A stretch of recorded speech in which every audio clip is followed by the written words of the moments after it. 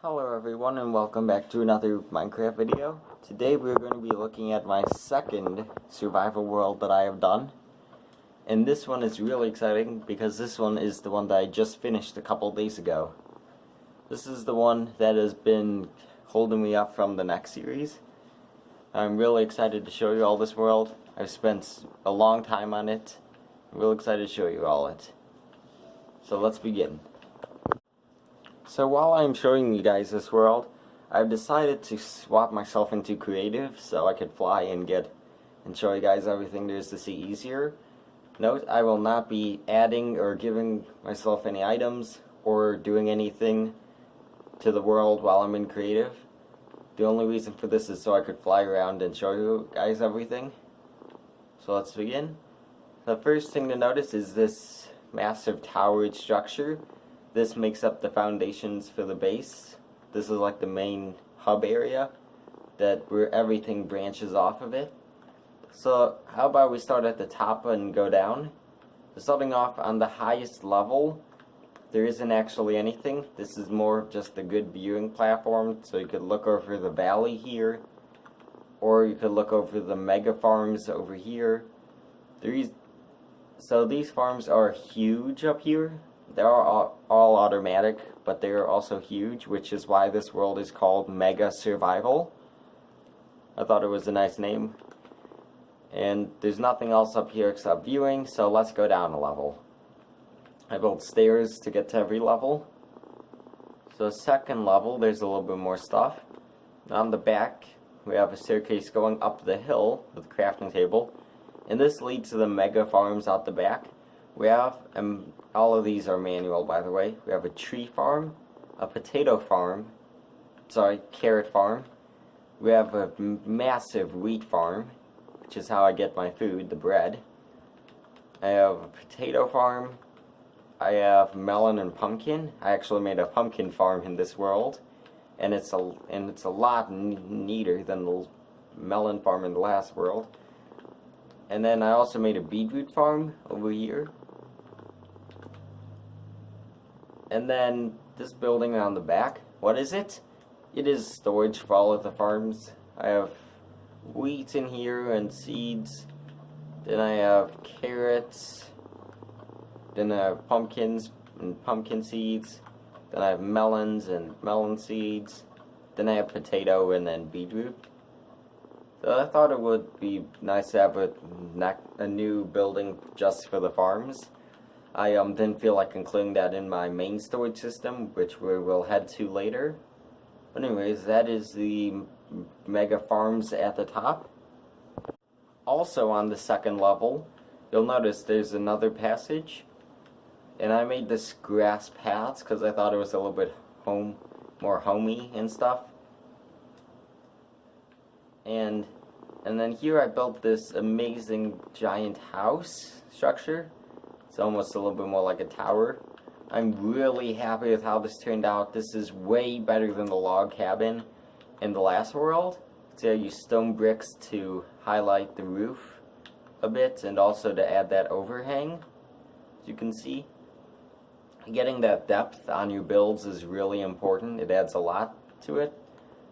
For the walls, I just added a little archway over the door using fence and stairs, and then for the windows, I added like shutters using spruce trapdoors. I use spruce trapdoors a lot in this world. Well, not a lot, but I didn't use any other type of trapdoors. And then inside the house, we just have a crafting table here, and then we have my main bed up here. There's not too much going on in the house. And anyways, I think that is all for the second level. So I guess we'll head down now and continue on. So this is the level I use the most. This is the main level. It has 3 different rooms in it. Let's head to the room that's used the most. This is my huge storage room. It has 2 levels. This world I actually use item frames on all the chests, which makes storing a lot more efficient. And also, if you're going to use item frames, try to use it on only one side of the double chest, so that way you can open the chest easier. If you're going to do your chest like this. or storage. It is a manual storage system. You do have to run around and place everything in, which was a little bit harder in the last second half of the world, because I needed to use the bottom level more. And see, I put my valuables down here. Coal, I got a ton of. Is that coal now?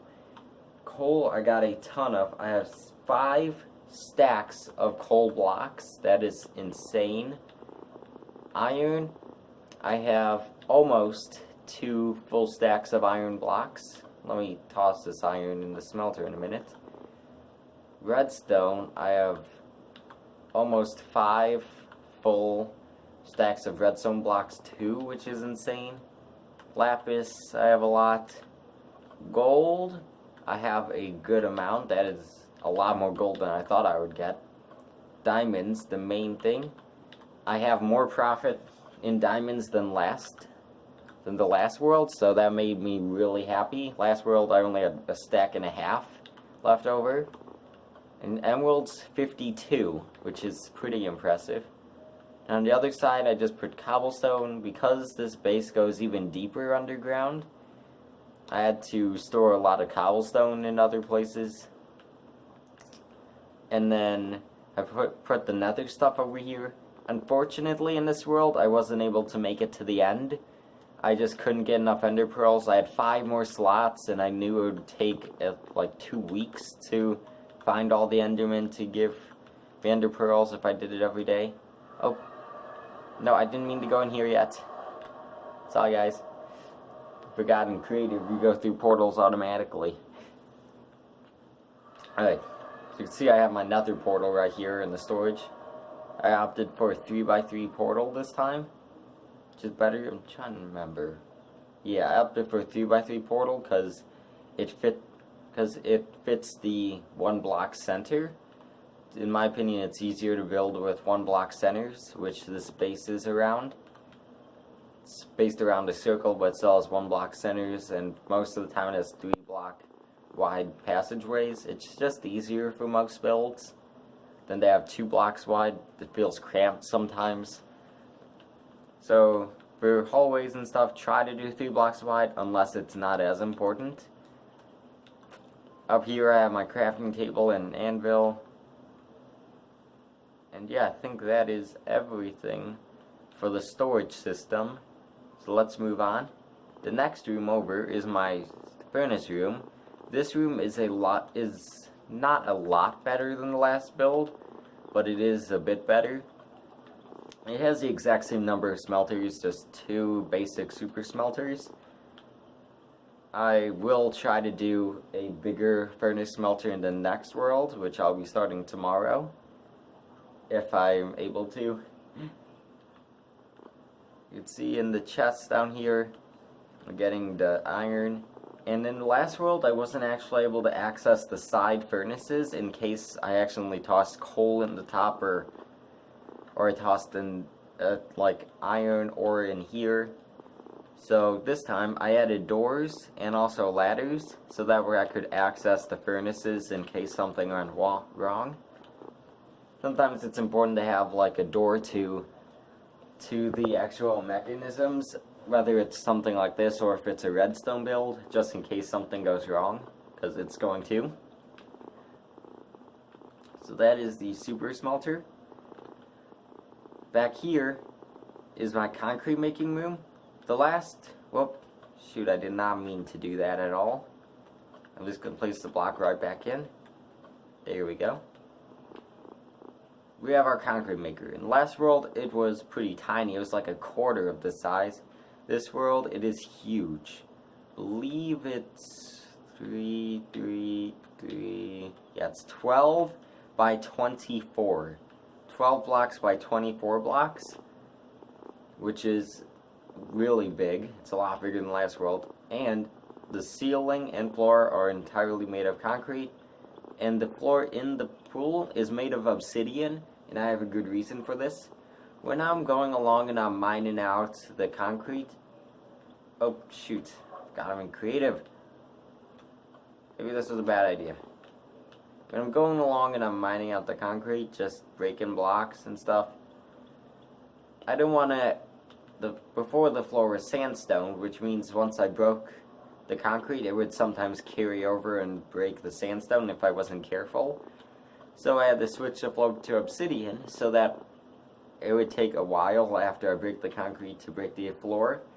So that way I don't accidentally break the floor, because it was really annoying before with all the water. Okay, enough rambling about the concrete maker. Let's move on. And we have a large staircase over here, hallway, and then a big spiral staircase. It's very grand. It almost leaves the theme of this world, in a way. Where you can see the ceiling gets smaller as we go up. And then you'll notice, boom, we are right outside of the house here. The house on the side of the hill. And we have this cave entrance here, almost, to the spiral staircase. It's completely decorated. The only dirt that is visible is up here, but there's nothing I can do about that since there's carrots growing on top. Other than that, it's all covered up. I use spruce stairs, trapdoors, slabs to decorate it, and also just oak logs in the corners for support. And then stone bricks for the walls. I think it's a really lovely build. And this is a type of area where torches can be used very nicely. Torches are better to be used on walls than floors. So if you have a large build that's on the ground or something, you might not want to use torches. You could use sea lanterns or glowstone. But even then, you might want to cover those up with trapdoors or carpets.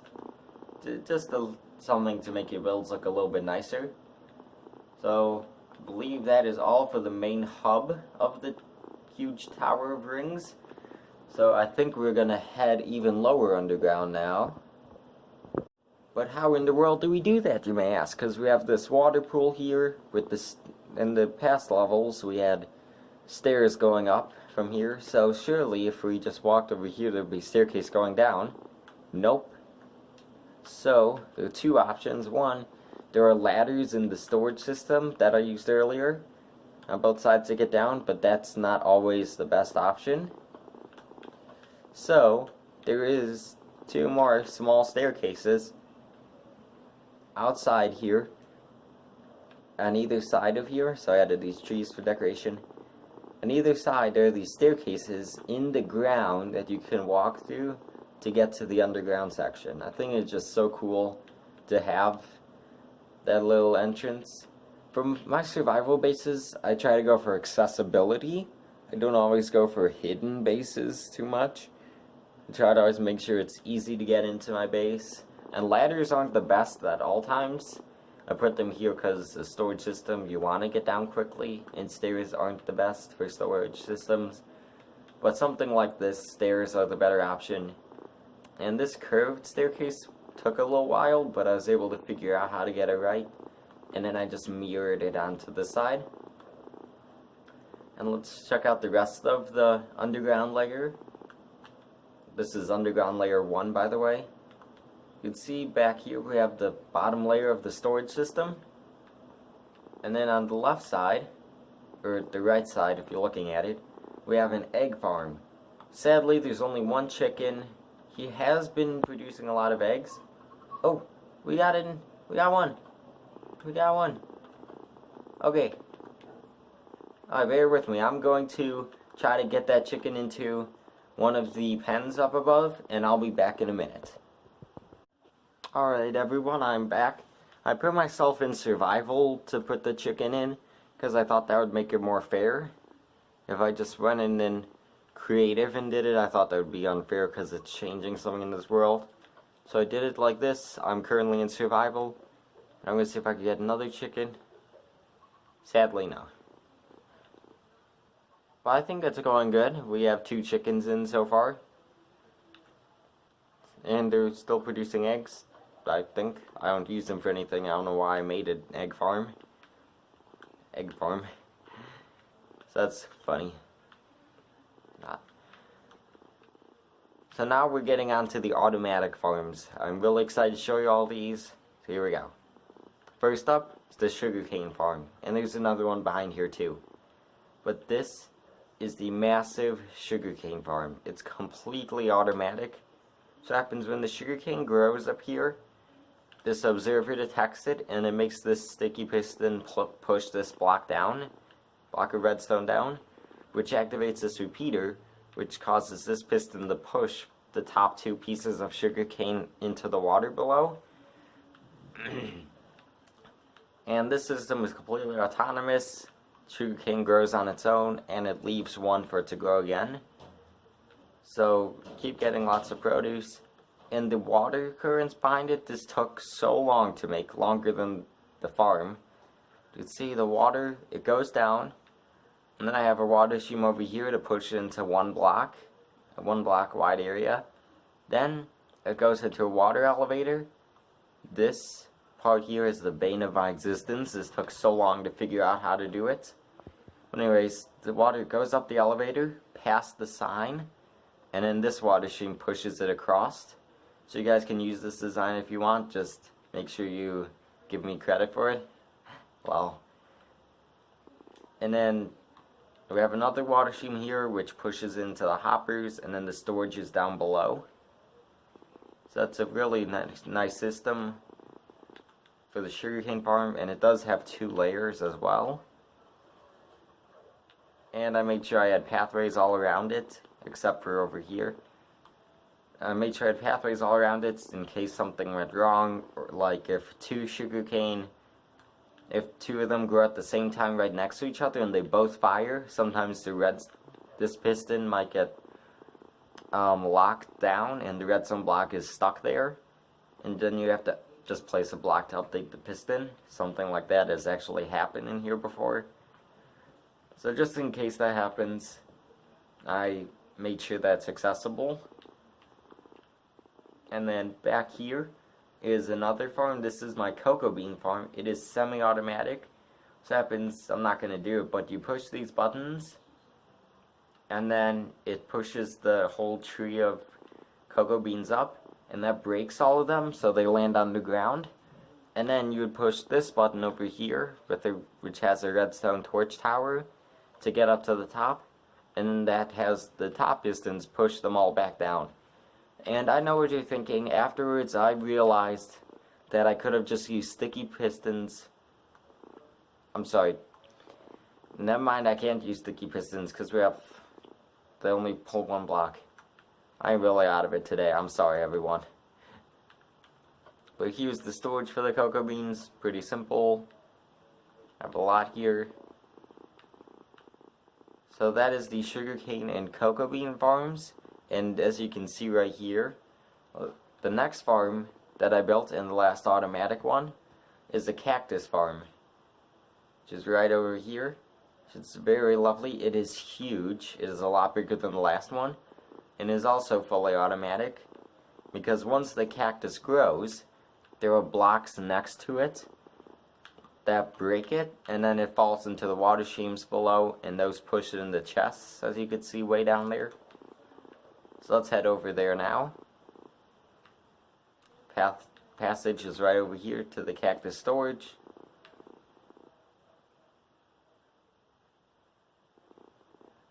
See, we just have the chests here, and then you can see we're getting a lot of cacti from this.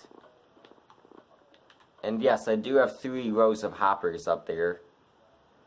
So that means that you're going to be getting more on the outer ones, because more tend to go to the outer sections instead of the very middle of it. The waterways I built for this farm are kind of complicated, so the middle one doesn't get much. But it's still a very productive farm. And I've used the cactus for green dye, just smelted in a furnace and I got cactus green, which I use for something else. But let me put today.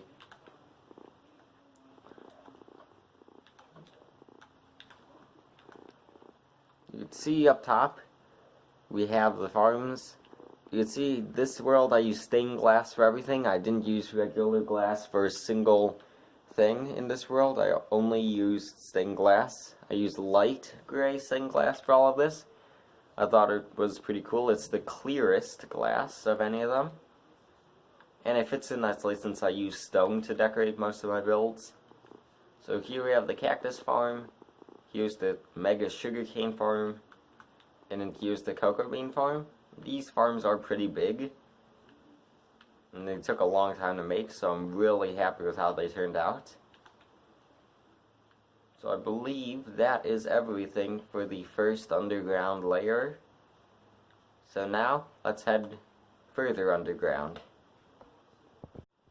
You may have been wondering what this room in the center is for, and I'm glad to show you. I just put some wood framework around here with spruce stairs, fences, and trapdoors. Just a little bit of decoration.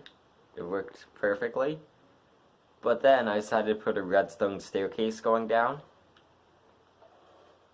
And it turned out so nice. And the best part about this design is you can jam it all you want. Try to jam it. Let me just... Yeah, you could jam it all you want. Try to keep... You flick that lever for eternity.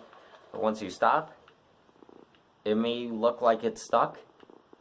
But all you have to do is flick it again. It's closed. Flick it again, and it opens. This staircase is jam-proof. And also is very fast. Around the back is where the redstone is. Just have a door to show the redstone. It's kind of clunky in here, and there's a lot going on. If you guys want, I could make a better design. This design is built specifically so it could fit in this area, because this is a very odd shaped area. It's like a diamond almost inside of there. So this took a while to figure out. But I would love to show you guys a better design of the door another day. That would be a cool redstone video I could show you. Anyways, around the back we have the sugarcane farm, which has been producing a ton of sugarcane. Like really, it's been making a lot.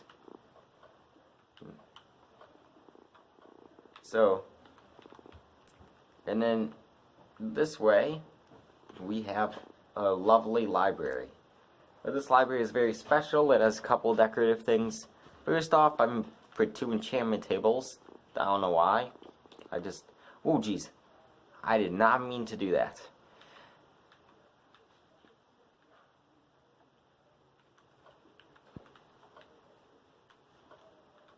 Okay, I gotta make sure I don't press the...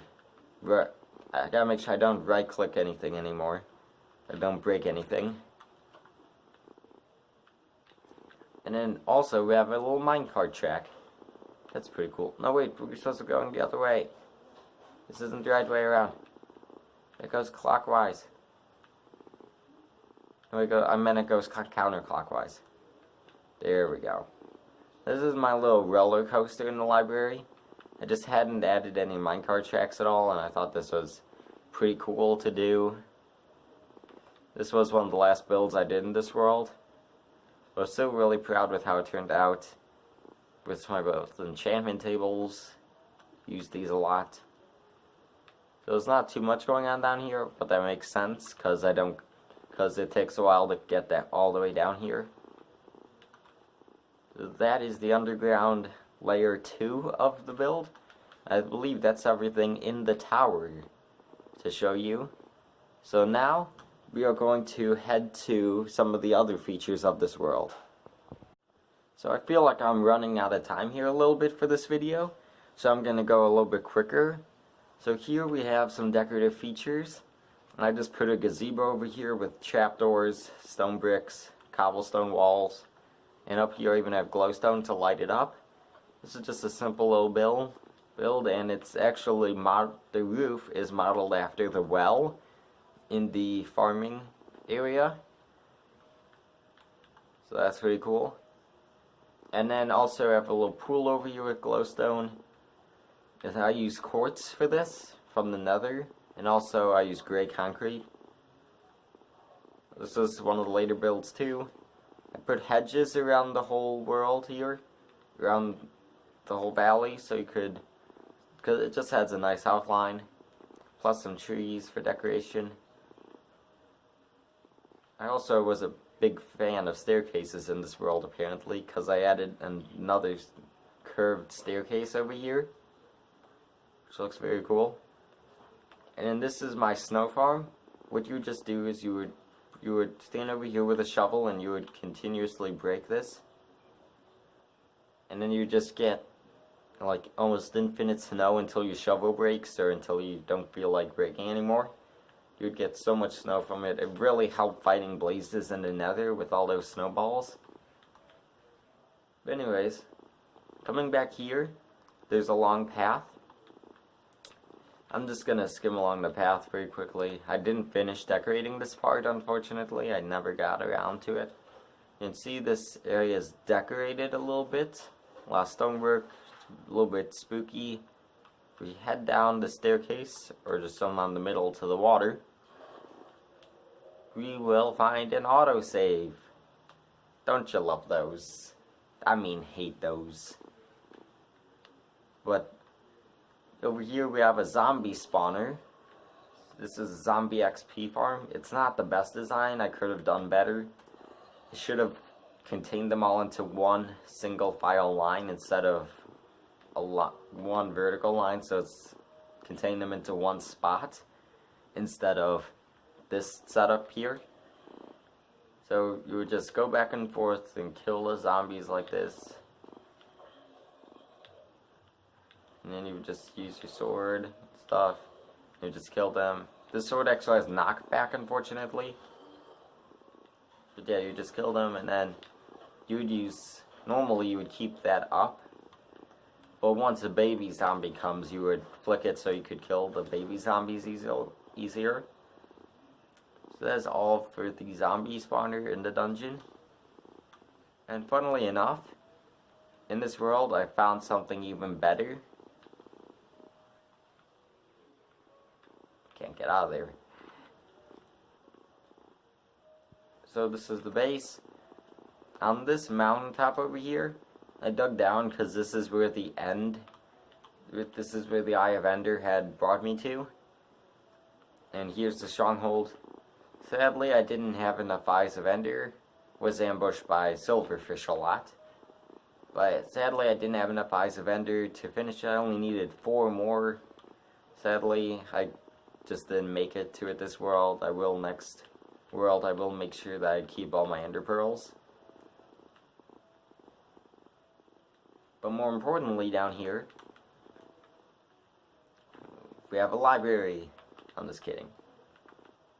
Way back in these caves, we go down this way, we find another spawner. This one is a skeleton spawner, which I was really happy about. And I also did a better design for this one. I just contained them all into one single file line, so I could kill them easier. Of course, you do need to stand back here instead of up here, because if you stand up here after you kill them, they will shoot you. Back here, you're completely safe. But even still, I could have contained them better into... I could have had them drop down into a single block instead of this line. So, if I do find any spawners next world, I will make sure to do a better job with that. Anyways, I think we're going to head up to the surface. And now we come to the last few things for this video. So, last thing is the sheep and cow farm over here. I needed a lot of wool and also a lot of leather, and it was pretty late in the season, so I just built some small pens for them. Sheep need more grass in theirs because they like to eat the grass. Cows, I just felt it wouldn't be fair to put them on sandstone, so I put some grass in there.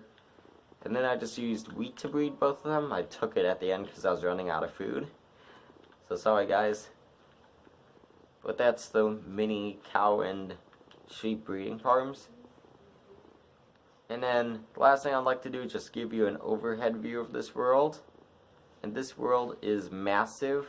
Just look how much I've built. And you can see I lit it all up too, which is a big improvement from last season. I don't think I lit anything up. But this world is huge. And you can see all the farms up here. It almost looks like a continent with all of the farms up here. Like one of those photos from satellites in space. It almost looks like a continent up here.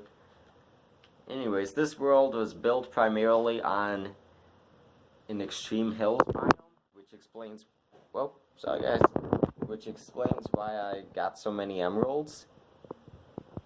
But anyways, I believe that's all I've got time for this video. So I'd like to say thanks for watching. I'm starting my survival series tomorrow. Please tune into that. And I believe that's everything. So thanks for watching once more, and bye!